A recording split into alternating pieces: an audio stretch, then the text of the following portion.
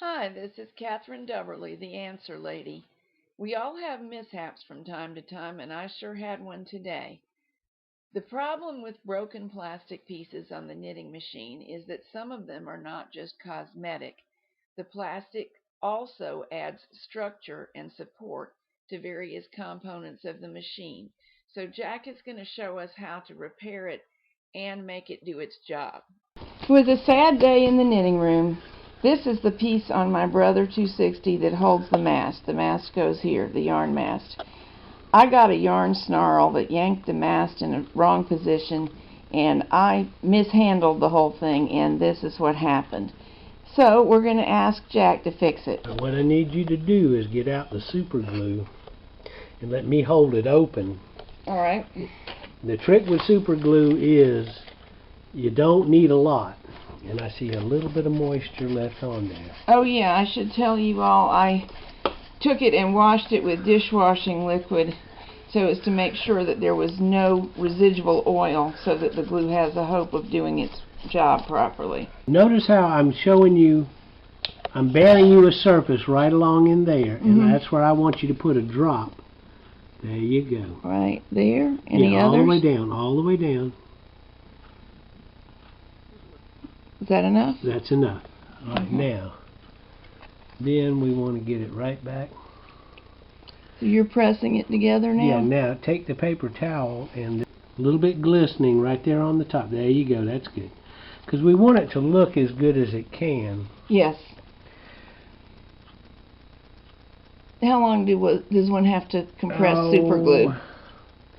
It says 5 seconds, but I usually try to count a minute or two while I'm sitting there. So now what we're going to do is we're going to try to make the surface look as pretty as we can and hold. And then we're going to go on the inside where we have some room and we're going to reinforce it because we do not want it to break again in that same spot. No, I really don't. It did snap back into position and I was able to finish my project. So apparently the area is not under terrible stress normally. So I have high hopes that this will work.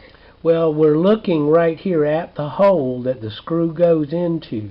So we want to make sure, right? Yeah, we want to make sure that that's strong enough that when the screw is holding it in place, it's not flexing against it. Now, what I'm going to ask you to do is take the paper towel again. Use the one to my right, because it's dry, and there's a little bit glistening along the seam. And as long as you can still move it with the paper towel, we're not ready yet. Well, I didn't see if I moved any or not, did I?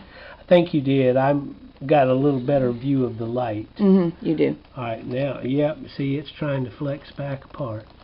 Again, in here you can see a little bit of glisten. Try to wipe the glue for me.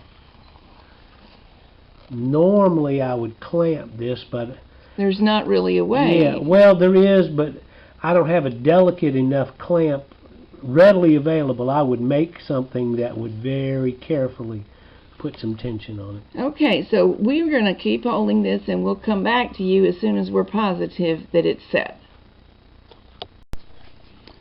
Ready for the next step. Alright. In order for any epoxy to hold well, we've got to have some roughness where it was nice smooth plastic.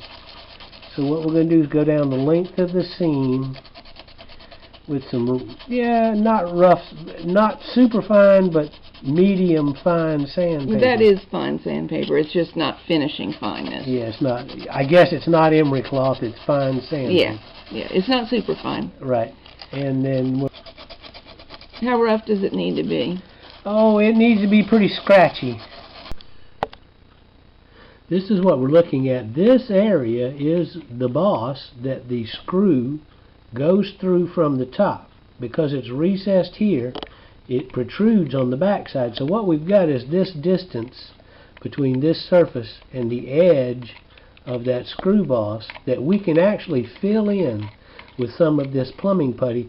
And if you can see, we actually lost a little piece of that boss. I do see that. And what we don't want to do is get into the hole that the screw goes through, but we do want to try to fill a little bit of that in. And one of the reasons for nice and rough over in here, you can I hear the scratching. You hear the pin on that, and the reason is so that this will grab. Now, this is another one of our favorite substances. It's called plumbing putty, and actually what it is a two-part epoxy. Notice there's a white and a blue, and by mixing this, by kneading this together, just like your cookie dough, it gets warm as you work with it. Right, because a chemical reaction takes place between the epoxy substance and the hardener. That's this blue on the outside. So what we're going to do is run it around till it's one even color. And as Catherine said, you'll feel it start to get warm in your fingers. It gets softer as well. Right. I want to tell you, there's more than one kind of this product, and I'm sure they're all pretty good.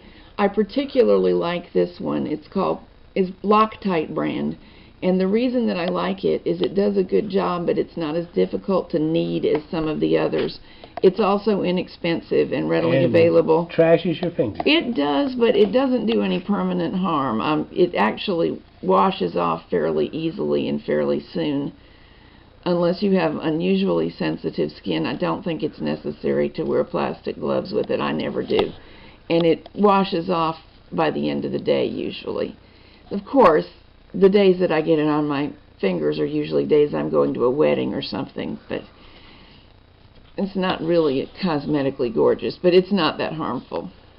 Now notice what I'm doing is I'm pressing it in and rubbing it around, but what I'm doing is I'm actually feeling with my fingers where it sticks, because we roughed up that plastic enough that it wants to stick. Now see right there, it's sliding because the plastic is smooth. So we're going to keep working around that little boss for the screw, making sure we don't go any higher than it, but we're going to reinforce these ribs right here and right here. And I noticed this support for your mast has a little crack right at the base. So we're going to go on this side of it, and then we'll go on the back side of it with some of this. Now this stuff is really easy to work with until it gets hard. Oh yeah, you have a limited period of time, 1 to 2 minutes, when it's malleable, and then it hardens, which makes it a quick fix. But you've got to work fast and don't mix up a lot. No, you only need a little. Now, I know from looking that this screw goes into a little metal base. So the base is going to match this surface where I'm touching with my finger now.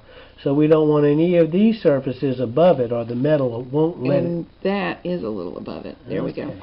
I was going to say something, though. This epoxy is sandable when it's hard. Right. So if you make a tiny mistake, you can get an emery board or a little piece of sandpaper around your fingertip and smooth it down so the surface is at the right height. It is actually can be drilled. You can even take a die and tap threads into it if you need to, which is a good thing to remember if you ruin a hole that a bolt goes into. You can put some of this in there and drill it out and tap new threads into it. Would it be better, though, to use the steel reinforced one that they sell in the plumbing department for that? It would. The thing is that, like we're doing right here, we're working with some plastic. Now this is already starting to get stiff. Now what we used to do when Catherine was making tools and using this as a sealer to hold the tools together, we'd make a little ball on the side and set it down, and when that got hard, you'd know this was ready. But this is what we've got. You can see the crack, but if you'll notice, we've got a good smooth finish here. It's not going to snag my yarn. No, I wish I hadn't done it, but I mostly just want to be able to knit and knit and knit. So. But this is what's critical: is the screw needs to hold it down, and the mast needs to stay put. Now, let me point out that if we need to, we can put a little bit of that plumbing putty right around here to hold that mast base in place. But I don't think we're going to need to. I think we've got it right there. And as soon as, let's give this a couple of hours to really set good. I want to ask you a question to share with our knitting friends. Can you do this with any piece of plastic as long as there is clearance between any working parts and the surface you're working on? Yeah, that's the critical distance. Let me show you what I mean. this is where two pieces are going to overlap. There's no way you could put anything in these surfaces because the other piece is going to come over and butt right up next to that one. But now here you could, and again on the inside of this one. So that's the critical distance, is where there's nothing going to go up tight against it. Yeah, you can use this as a repair. Remember, plastic is by definition a specific chemical compound. There's very little actual plastic on the market today. This is a synthetic man-made polymer, but it's not really plastic. Plastic you couldn't repair. We're going to give it a good bit of time, probably 2 hours. 24 is what they recommend for it to be drilled or sanded. But in about 2 hours we should be able to put it back on the machine, find out if the mast is going to sit tightly, and then we're ready to knit again. Alright, we're putting it back. We're going to see how well it fits.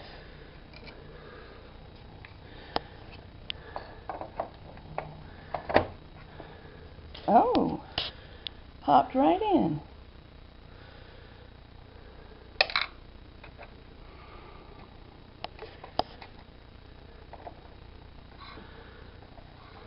And that's the only screw holding this piece in position, right? Yes, the other end's locked under the other piece. And what we'll do is make sure it's tight in place too. Yep. And now, as soon as I put my yarn mast in this hole, I'll be ready to knit.